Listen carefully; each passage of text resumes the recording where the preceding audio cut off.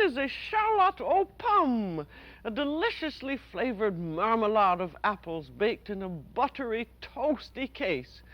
See what a wonderful French dessert you can make just out of a loaf of bread and a big bowl full of apples when we do apple charlotte next time on The French Chef.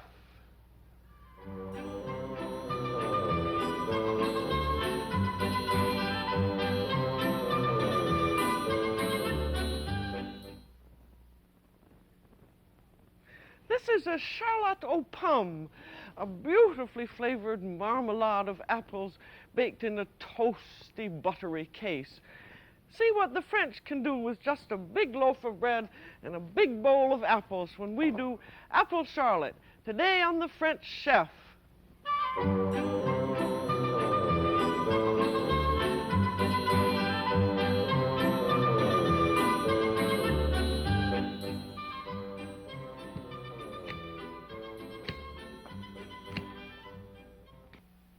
The French Chef is made possible by a grant from the Polaroid Corporation and a grant from Hills Brothers Coffee Incorporated. Welcome to The French Chef. I'm Julia Child.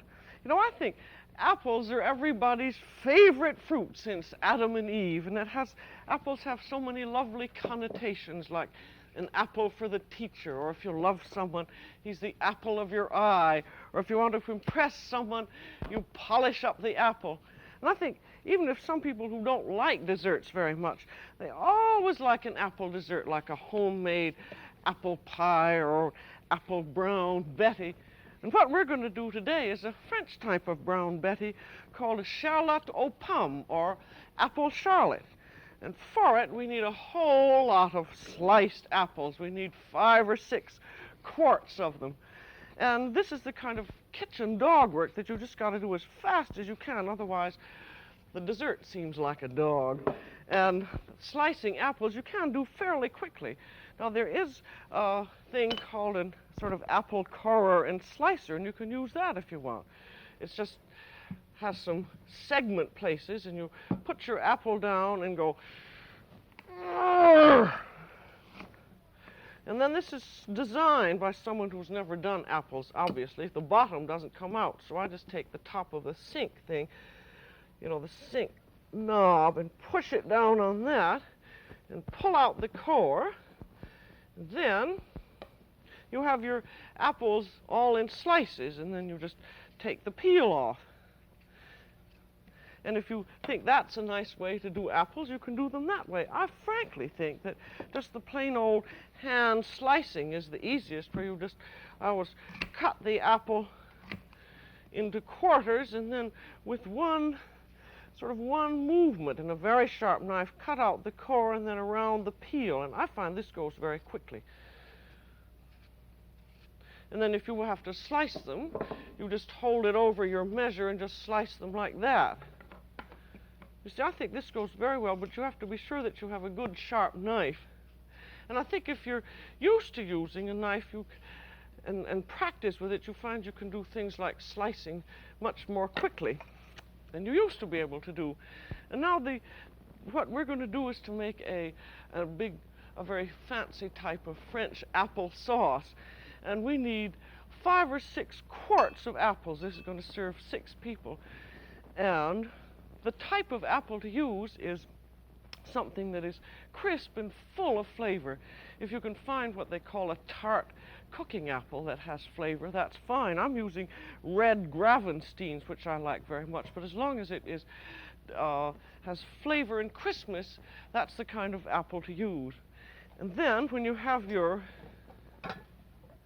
all your apples sliced, put them into a big pot. And if you have to do them ahead of time, I had to do them ahead of time because I wanted to get them all done and ready for you. And so if you have to do them a little bit ahead, toss them for 6 quarts, about 2 tablespoons of lemon juice and 3 or 4 tablespoons of sugar, and just toss them around, and that helps to keep them from darkening, and also put a piece of wet toweling on top. And so here we have our 6 quarts of apples, and these are going to be cooked down into a marmalade or down into an applesauce. And be sure that you have a heavy pot. And you don't have to add any water to it at all, because the apples have enough moisture by themselves so that if you have a heavy bottom pot and you cook them covered over moderate heat, in about 10 to 15 minutes they'll be soft enough. And so shaking them up and down and stirring them, in about 10 minutes they will be soft like this. And you don't, at that point, you don't have to mash them down, because they're going to have to be cooked a lot longer, but they're soft enough if you mash them against the side of the pan. And then, this is just like an applesauce, and we're now going to turn it into a French marmalade, or marmalade, with some flavoring in it. And this is going to have sugar and apricot jam and rum and vanilla. Now with this apple charlotte, you can do it in the English fashion and use just sugar and cinnamon and lemon, grated lemon rind. But if you're doing it in the French fashion, you use these ingredients. And we're going to have about half a cup of apricot preserves, and you have to push it through a sieve, because if you don't push it through a sieve, you have little pieces of apricot peel. I don't think that there would be any French desserts at all if there were not apricot marmalade, because it has a lovely extra flavor that it's going to give to the apples. It's sort of that, as usual, that je ne sais quoi. And push it all through. Then we want to have 1 cup of sugar, and this will depend very much on your apples. I find with these particular apples it needs 1 cup. And you may find if you're using tart apples that you want a little bit more, but after it cooks down a little bit, you can add more. And then we want 1/4 cup of rum.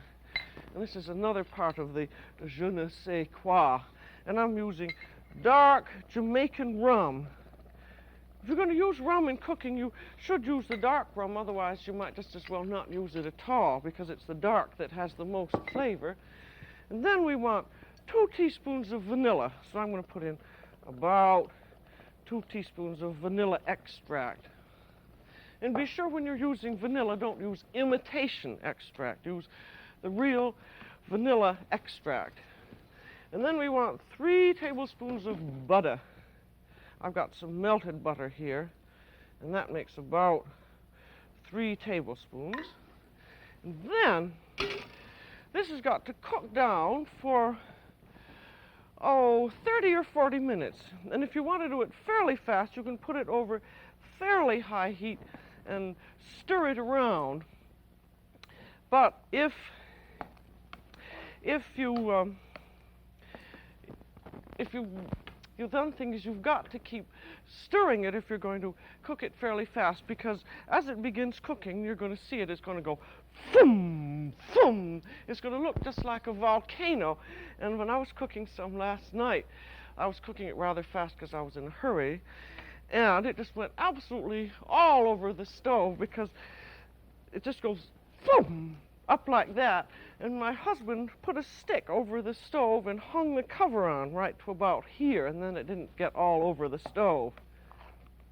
So this will have to cook for, well, until it gets to be a very, very thick marmalade. And the point of this is that you're going to mold it in strips of bread, and you have to have the marmalade very, very thick, or when you unmold it, the whole thing will collapse, and I will give you an illustration of that later. And this is going to be what the charlotte is this thick marmalade with buttered bread strips all around it, and then it is baked in a mold or a baking dish. And what you want is a baking dish that is straight-sided and about 3.5 inches high. And this is an American type of ceramic baking dish, which works very nicely, except they haven't designed it for using it to be unmolded, because you see, if you turn it upside down, you have these little flanges that are so so down on the table that it's awfully hard to get it up because it's slippery when it's hot. So you have to lift it up that way, and it's difficult, but you can use it. And this is the French type of a one, which is about it's a 6, both of these are 6 cups, but it has these little ears on it so that when you turn it upside down, the ears are set far enough down so that it's very easy to pick up. So I'm going to use this Charlotte mold. This you can get sometimes if you look in the French import shops. And if you do get one, be sure that you get one that's a fairly heavy metal, which is called tole, T-O-L-E, and it has a tin wash on it. There are some that are just sort of a light tin that you can only use for molding Bavarian creams, but with this kind of an all-purpose baking dish, if it's heavy metal, you can use it for baking or molding anything that you would like. And this a 6-cup baking dish, use glass or anything you want, but try and get the sides as high as possible for drama, and get one that's 6 cups, and that'll serve 6 to 8 people. I'm going to stir this up a little bit more. You see these pieces of apple gradually, as they cook down, they're going to soften more. And now we are going to, while the apples are cooking down, I'm going to put them over here on another burner. We'll line the mold with bread. And whenever you're using, we have to have white bread, whenever you're using white bread for cooking, you do not want to get this squashy type of bread. You can tell it's squashy. I always squash them all when I go into the market. If you can see, your hands meet right through the middle of it. And there's my bare finger. This bread is no good for cooking at all, so you just shouldn't use it. But you feel them all, and when you get, there are 2 or 3 brands that are fairly unsquashy, and that's the kind you want for cooking. If you use a squashy part, it just comes apart during cooking. And now we have to line the bottom of the mold with bread strips, which are going to be then sauteed in butter. And we want to have the mold lined as clearly, as solidly in the bottom as possible. So I'll cut the crusts off the bread, and this is called thin sliced sandwich bread. And then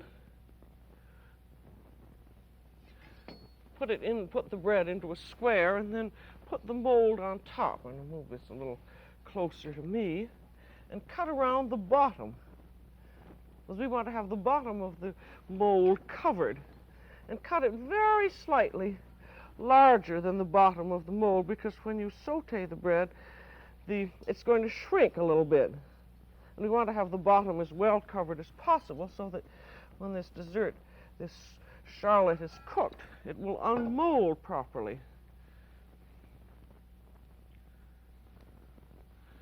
There, see? That's formed into a circle. And now this is going to be sauteed. And we can also make a little top knot of bread for a final decoration. Maybe I can get a little, yes, I can just get a little circle of bread out of one of those pieces. And this should be sauteed in clarified butter. And clarified butter just means melted butter, and you skim the clear or clarified yellow liquid off the top. We've done these croutons several times before. And as you remember, you also have to have quite a bit of butter in your pan, because the bread soaks it up, and if you don't have enough butter in, then the bread burns on the bottom. And wait till your butter gets fairly warm, and then just put the bread in, and then stand over it, so because it cooks fairly quickly, and you don't want it to burn. And then we're going to have bread strips on the side, and I'm going to cut some of those while I'm keeping my eye on my sauteed bread. And these again, cut the crusts off.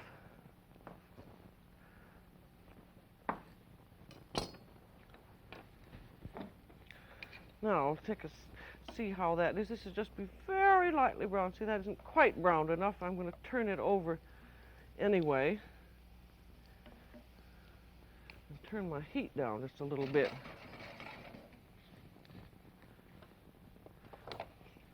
And then these breads for the side, these are just going to be cut in half. You want to be sure that you have bread that's going to be as high as your mold is. See, that just fits in. If it's a little bit longer, you can cut it off afterwards. Now, checking again. See, that's just brown enough. And the reason that this is being sauteed is so that it will not stick on the bottom of the mold. Now, I think that we can consider that done. I'm going to take it off. But this is going to brown more when it gets into the oven, so be sure that you do not saute it too brown. And now, to see whether this always shrinks a little bit when you saute it, and arrange it again in a circle and see if the edges need a little bit of trimming off. This one here, and if those meet there, that doesn't look as though that were going to work well, but we'll see how it fits in the mold.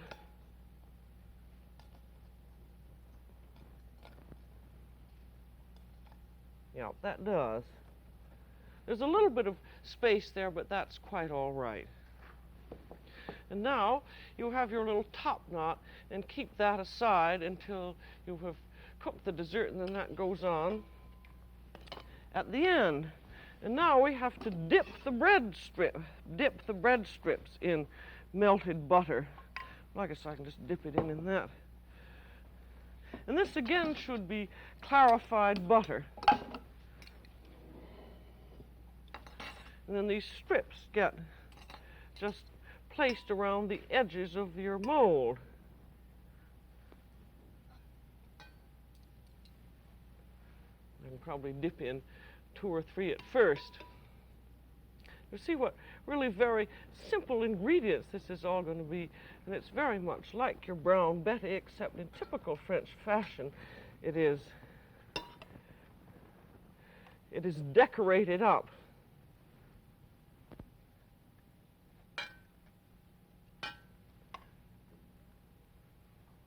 You use quite a bit of butter, and that's what gives the good taste. And don't use anything but butter for this dessert, because it just won't taste properly unless you do that. In other words, you can't substitute ingredients if you want. Turn that heat off.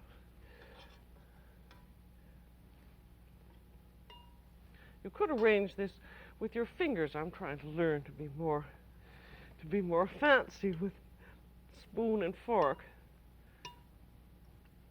And you'll notice that these breads are slightly overlapping.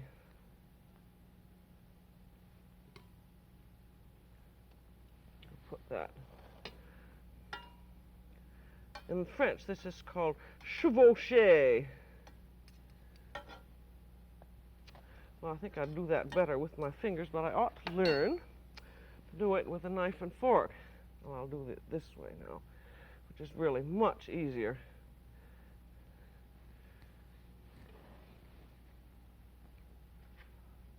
I tried thinking that this bread was rather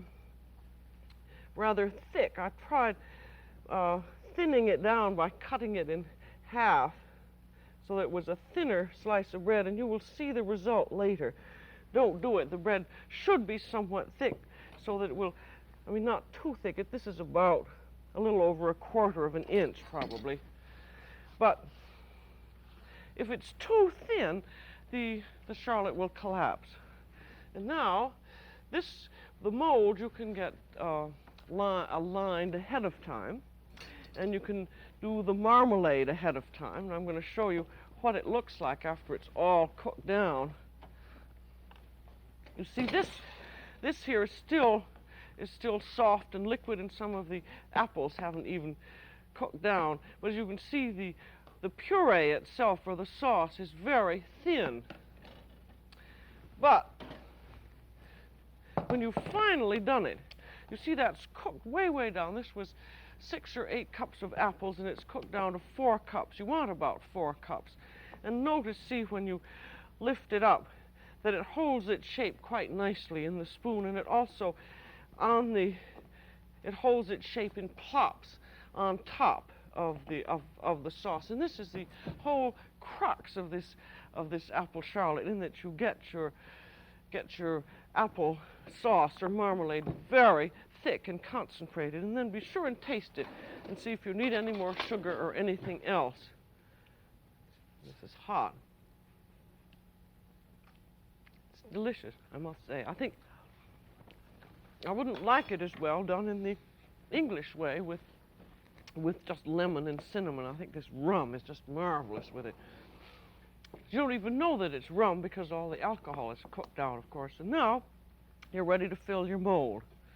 And I think it's better not to only fill your mold just before you're going to cook the charlotte, because you might run into sticking problems if you did it ahead of time. And now what you want to do also is to push the bread against the sides of the mold, because you want to get this mold filled just as full as possible. And then when you get about 1/3 of the way up, put in a few more strips of bread. This might be you had less applesauce than you thought. And also the strips of bread in butter give it a more attractive flavor, just because butter is so good. You see, this approaches the brown Betty very much. And then remember, push this bread against the side so that this just gets as full as possible. But don't break the bread while you're pushing it if you possibly can help it. Now I'm going to put in 1 or 2 more bread strips in the middle here, and then go on to fill it.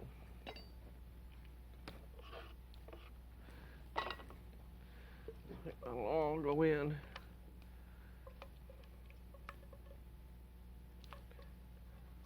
And it's very important here that you have the mold so it's really slightly filled in a dome up on top. And you want to end with some bread strips, which act as a base. And if you find that you haven't filled the mold quite enough, just build up some more bread strips. But if you have about 4 to 5 cups of your apple puree, that should be enough. But this is to give it a base, because if it isn't filled enough, it does cook down a little bit as it gets into the oven. And then when you try to unmold it, because the bread will be toasty, will be like a toast, you unmold it, and then, well, you'll see. That's too complicated to explain, but you'll see how it works when we come to the unmolding. And then you'd think there was enough butter in here, but there isn't. You want to put a little bit of butter just around the sides. This is again for the unmolding, so that the bread won't stick, and also again for flavor. There. Now that is now ready for the oven. And this will go into a 425-degree oven. And it really, all what you really want to do is just to cook the bread strips on the bottom and around the sides so that they're nice and brown. And so put it in the lower third of a preheated 425-degree oven, and then take some kind of a baking pan and stick it on the rack below to catch butter drippings, because as it bubbles up, the butter can fall down into the oven. And this should take 30 to 40 minutes. I will set the timer to 35, and then you can test and see how it is. And then when it's done, I'll show you how you can tell when it's done.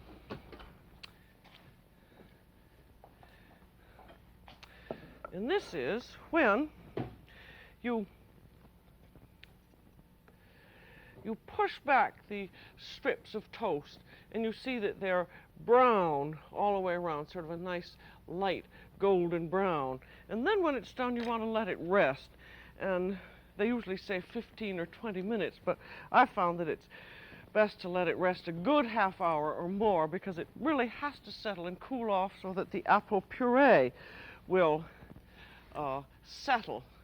And then, just before you unmold it, take a little knife and go all the way around the sides with your knife to be sure that the bread strips haven't attached onto the sides.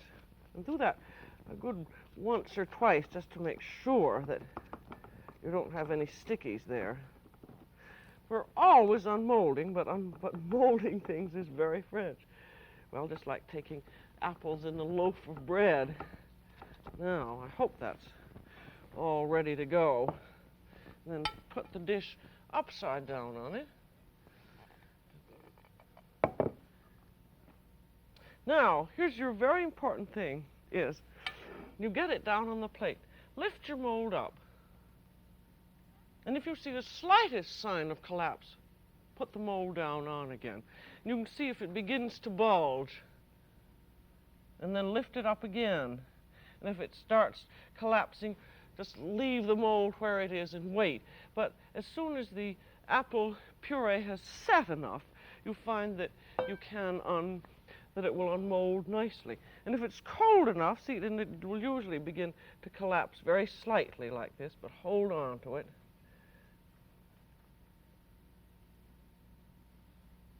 Have to use your fingers in cooking a great deal. And then you can glaze this with apricot. This is sieved apricot, boiled down with, this was about half a cup of sieved apricot, boiled down with 2 tablespoons of sugar. I told you you would see that you usually get a slight collapse, but I like it doing this because I think what can I say about it? But I wouldn't like it just straight up and down because I think it would look rigid. Now I've got my little top knot here, and then put an apricot glaze on the top knot, and there you are. And that's all ready to eat.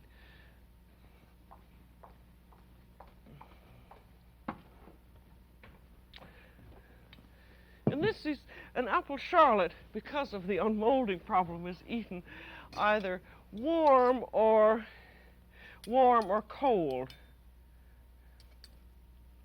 And just take a bit of this lovely buttery toasted bread and leave that on the top if you can, and then a bit of your marmalade, and then you can serve it with cream or with some custard sauce, and if you'd like to serve it with champagne, that would be very nice, or a Sauteing or coffee.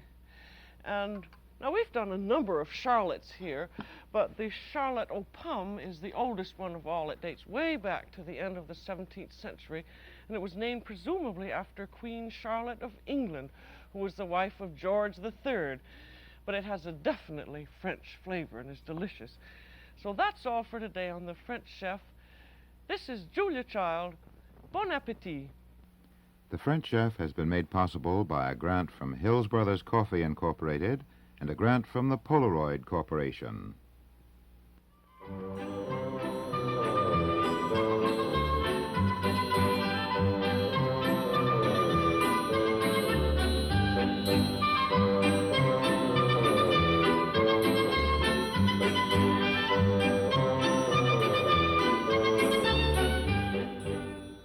Julia Child is co-author of the book Mastering the Art of French Cooking.